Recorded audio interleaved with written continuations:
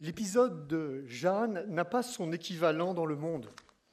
C'est un événement inouï, prodigieux, une lumière dans une époque bien sombre pour notre pays, sombre pour la vie quotidienne des Français, sombre pour la démographie, sombre pour l'agriculture, sombre pour les épidémies, sombre pour l'économie et sombre pour les armes de la France.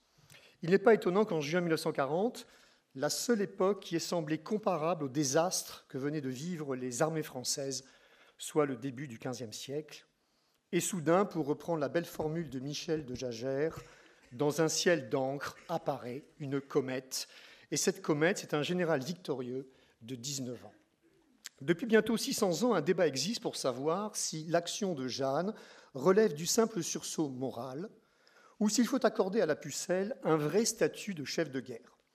Entre d'un côté ses détracteurs, éternels sceptiques face à la manifestation du merveilleux et du miraculeux, ou perpétuels cyniques, se pâmant devant le hideux ricanement voltairien, qui pense qu'elle ne fut qu'un jouet aux mains des conseillers du roi, les Georges de la Trémoille, Raynaud de Chartres, Marie d'Anjou, Charles ou Yolande d'Anjou, une sorte de porte-bonheur, de talisman, tout juste bonne à remotiver un peuple et des combattants découragés, toujours hantés par les cruels souvenirs d'Azincourt en 1415 et de Verneuil en 1424.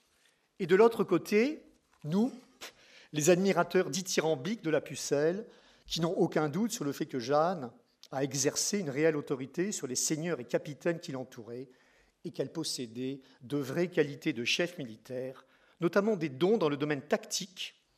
Et donc, nous allons essayer d'apporter quelques éléments objectifs à cette querelle. Déjà en juin 1429, l'archevêque de Tours, puis d'Embrun, Jacques Gelus, avait posé une première problématique sur la Pucelle dans son traité de la venue de Jeanne, qui commence par ces mots : « Les merveilles qui viennent de s'opérer pour l'éternelle gloire de votre Altesse et la maison de France retentissent à toutes les oreilles. Une toute jeune fille en est l'instrument, les doctes se partagent, les uns y voient l'effet d'une providence, les autres regardent la Pucelle comme le jouet de l'esprit du mal, et il concluait par ces mots : Dieu choisit ce qui est faible pour confondre les forts, et ainsi, nous voudrions que le roi s'y conformât comme à un avertissement inspiré par Dieu pour l'exécution de la mission confiée. » Dans cet exposé sur Jeanne, chef de guerre, la problématique se pose différemment. La question n'est pas de savoir si Jeanne est vraiment l'instrument de la Providence, comme tout le démontre, mais plutôt d'essayer d'évaluer la part de son génie militaire dans son action propre, action d'un peu plus d'une année, d'avril 1429 à mai 1430.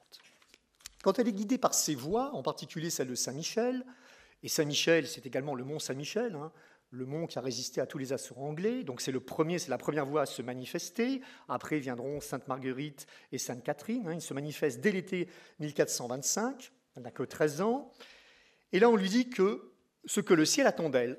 Voilà. Donc, si on lui dit que sa stratégie, elle ne fait pas vraiment œuvre de créativité stratégique. Son rôle est en quelque sorte de relayer les ordres du chef de la milice céleste. Elle est un guide, une meneuse d'hommes, je ne sais pas si une meneuse d'hommes, exceptionnellement courageuse. Sa mission, comme l'écrit Philippe Contamine, est de ranimer l'ardeur des capitaines, mais elle n'est pas vraiment un stratège.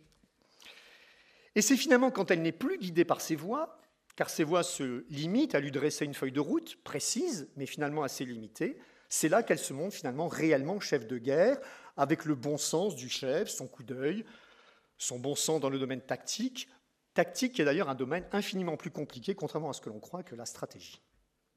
Même si les conséquences d'une erreur stratégique ont une portée beaucoup plus grande qu'une faute tactique. Ainsi, donc, pour apprécier comme il se doit, et de la manière la plus objective possible, les qualités de chef de Jeanne, étudions son action à la lumière de ce que nous enseigne la stratégie et la tactique, avec les fameux principes de la guerre, la concentration des efforts, l'exploitation, l'utilisation des appuis. Alors, premièrement, Jeanne, chef de guerre, guidée par ses voix, qui sont de fait les véritables stratèges jusqu'à Reims. Le premier rôle de Jeanne, on l'a dit, on le sait, sera de confirmer Charles VII dans sa vocation à diriger la France. C'est ce que dit Jacques Bainville. Pour sauver la France créée par ses rois, confondus avec eux, il fallait relever la royauté. Et pour relever la royauté, il fallait rendre confiance et prestige à l'héritier. Et c'est ainsi que Jeanne déclara au dauphin, dès leur premier entretien, « De Messire Dieu, je te dis que tu es le vrai héritier de France et fils de roi, et il m'envoie à toi pour te conduire à Reims. » Mais Jeanne ne lui propose pas seulement un sursaut moral, elle lui offre également un véritable plan pour établir la situation. Et ce plan est évoqué dès le procès de Poitiers. Je viens de par le roi des cieux pour lever le siège d'Orléans, conduire le roi à Reims pour son couronnement et son sacre. À Poitiers, elle écrira également au duc de Bedford « Rendez à la pucelle les clés de toutes les bonnes villes de France. Elle est ici venue de par Dieu pour proclamer le sang royal. Roi d'Angleterre, je suis chef de guerre. » Enfin, ce plan est parfaitement exprimé dans les instructions que Jeanne a reçues de ses saintes. Prends l'habit d'homme, fais lever le siège d'Orléans, conduis le roi à Reims, rends-lui ensuite Paris et remets-le en possession du royaume. Donc Jeanne annonce tout ce qu'elle va faire et n'aura de cesse de vouloir le réaliser en obtenant les troupes nécessaires et en s'opposant aux sceptiques et aux intrigants et au dauphin lorsque lui-même refuse de suivre ses conseils. Alors, cette vision, elle peut paraître un peu simpliste, mais comme le déclarera bien après, quasiment 5 siècles après, le stratège prussien Scharnhorst, le réformateur de l'armée prussienne, l'important dans les guerres n'est pas ce que l'on fait, mais bien qu'on le fasse avec l'unité d'action et la vigueur voulue. En tant que chef de guerre, Jeanne sera donc la garante de la vigueur de l'action. Et ce titre, elle le tient de Charles VII, qui décide de lui faire confiance après Poitiers. Elle obtient son étendard, sa maison militaire, qui prouve quand même que le roi la considère. Mais c'est au combat qu'elle va s'imposer auprès de ses contemporains. Tous s'émerveillaient, dira le duc d'Alençon, de voir que dans les choses militaires, elle agit avec autant de sagesse et de prévoyance que si elle eût été un capitaine ayant guerroyé 20 ou 30 ans. Selon Thibaut d'Armagnac, elle se comportait comme si elle eût été le plus habile des capitaines du monde de tout temps formés à la guerre. Par conséquent, Jeanne n'est pas une mascotte, elle commande et décide avec des qualités propres aux grands généraux, ce qui fera dire à Napoléon, ce qui était le plus désirable, c'est que chez elle, l'esprit ou le talent fût en équilibre avec le caractère ou le courage. En proposant une stratégie qui définit clairement un ennemi et les objectifs militaires, Jeanne crée l'unité d'action qui avait jusque-là cruellement manqué à l'armée française, qui fonctionnait sans cap et dont les chefs se battaient souvent pour leurs propres intérêts. Désireuse de bien confirmer la légitimité du dauphin, elle obtient le soutien des princes du sang, Dunois, Bâtard d'Orléans, Jean II, duc d'Alençon, qu'elle reçoit très bien, et à qui elle dit « Vous soyez le très bienvenu, plus il y en aura ensemble de sang royal, et mieux cela vaudra. » Et puis pour bouter les Anglais hors de France, elle a également à ses côtés l'Excentraille, l'Hir, Chabannes, Floch, tous bons tacticiens, désireux de combattre les Anglais qu'ils connaissent bien, et elle obtiendra également la soumission de Richemont après sa rébellion. Alors donc, avec Orléans, Reims et Paris, la mission de Jeanne est parfaitement définie. Orléans tout d'abord, dont le siège dure depuis 7 mois quand elle arrive. Orléans, c'est 3 enjeux. Un enjeu stratégique, c'est le pont. C'est le pont sur la Loire qui permet d'accéder à la route de Bourges. Et Bourges, c'est la capitale du Dauphin. Deuxièmement, enjeu politique. La ville appartient à Charles d'Orléans, qui est le cousin de Charles VII, qui est prisonnier des Anglais depuis Azincourt. C'est aussi le premier prince du royaume, et la régence lui reviendrait en cas de disparition de Charles VII. Et enfin, c'est un enjeu moral. La résistance déjà que mènent les Orléanais, avec Dunois, qui ne s'appelle pas encore Dunois, et le non-respect des règles de chevalerie par les Anglais ont fait d'Orléans un symbole, et vous savez que les symboles, eh bien, c'est important. Deuxièmement, Reims, j'y reviens pas, l'hérédité, le sacre, le traité de Troyes qui avait jeté le trouble dans les esprits, il s'agit d'effacer tout ça, la volonté divine viendra effacer un bout de papier uniquement signé par des hommes. Enfin, le dernier objectif, un peu plus compliqué, Paris, car Paris n'a pas tout à fait l'importance qu'il a évidemment aujourd'hui et qu'il aura un siècle plus tard. Et donc Jeanne espère bien profiter de l'élan pour remettre tout simplement le dauphin chez lui, dans sa capitale.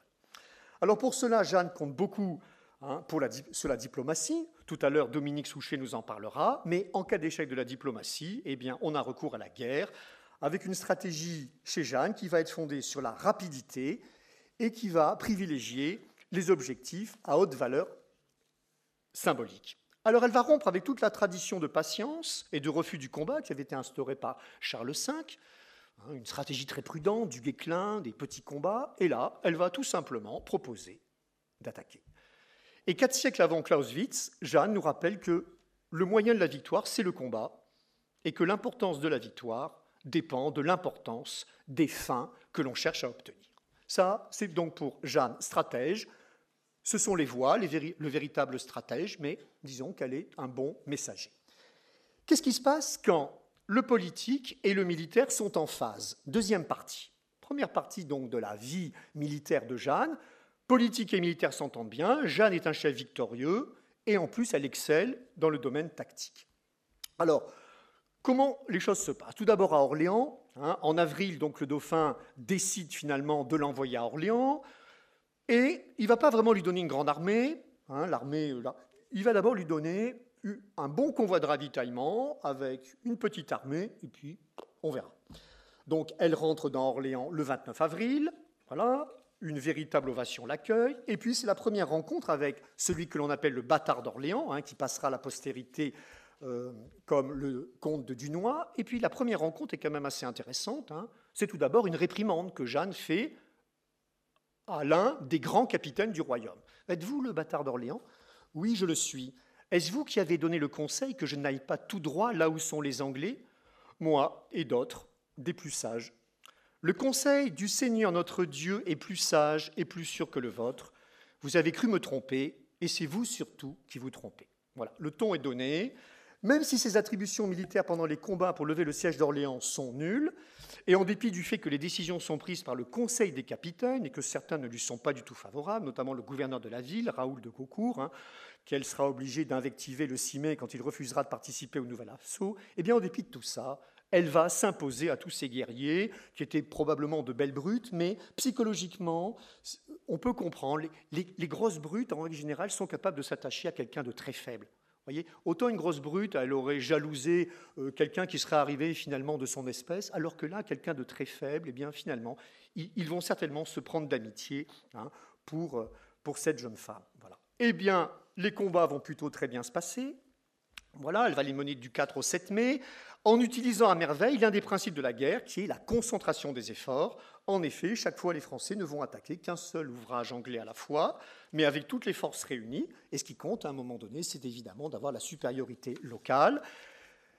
Et Talbot et Suffolk, qui défendent la ville, ils ne vont pas comprendre ce stratagème. Eux, ils vont en priorité défendre ce qu'ils estiment les fortifications les plus importantes, celles du Nord-Ouest. Alors pourquoi? C'est ainsi. Et Jeanne, successivement, va pouvoir s'emparer des bastions nord-est, Saint-Loup, sud-est, Saint-Jean-le-Blanc, le fameux ouvrage du couvent des Augustins, enfin le couvent des Augustins, et enfin les tourelles à l'entrée du pont d'Orléans. Voilà. Jeanne, comme vous le savez, a été blessée, elle se soigne de manière sommaire, elle retourne au combat, elle galvanise encore un peu plus les soldats. C'est la victoire, les Anglais lèvent le siège le 8 mai, Orléans est libérée. Deuxième opération, c'est les opérations dites du coude de la Loire. Vous voyez, Orléans, c'est l'endroit où la Loire s'incurve. Après avoir après s'être écoulée vers le nord-ouest, elle s'incurve vers le sud-ouest. Voilà. Et là, c'est une suite également de victoires. Jargeau, Main et Beaugency, qui sont sur la Loire. Main et Beaugency en aval, Jargeau en amont.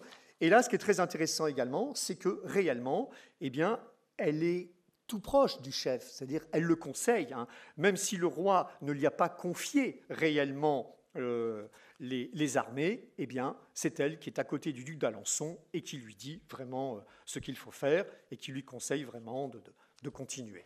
Voilà. Alors, une fois que ces opérations du coude de la Loire se sont bien passées, grâce au rythme qu'elle a su donner, grâce à la concentration des forces, voilà, eh bien on peut penser que vraiment son action est digne d'une excellente tacticienne qui maîtrise déjà ses principes, en tout cas qui les a parfaitement assimilés. Les Anglais abandonnent ces places, et là va se passer certainement l'une des batailles les plus importantes, malheureusement peu connues. Comme c'est une victoire, évidemment, on ne la connaît pas, une victoire de la guerre de 100 ans. Elle va jouer un rôle essentiel par une manœuvre très audacieuse qui est l'exploitation d'un succès.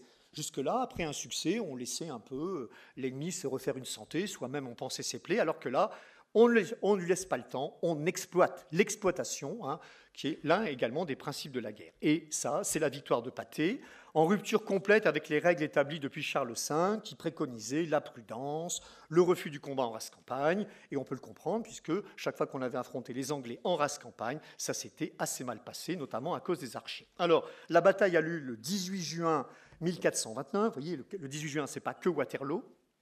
Et donc, la bataille se passe près du bourg de Patay. Hein, Patay, ça se trouve à 40 km d'Orléans.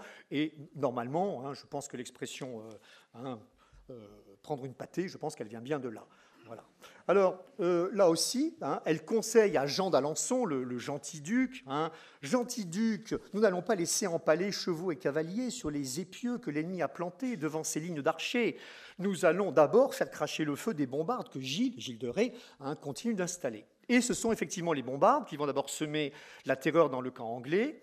Et puis, hein, cette fois, au lieu de se précipiter, alors bêtement, on va contourner, on va attaquer par les flancs, et moins de 200 chevaliers, l'avant-garde, hein, l'avant-garde française, commandée par La Hire et Xaintrailles, eh bien, vont faire un massacre chez les archers, complété par l'action des Coulevrines. Bref, la défaite anglaise est totale. La victoire de Patay, c'est la plus grande jamais remportée depuis le début de la guerre de 100 ans.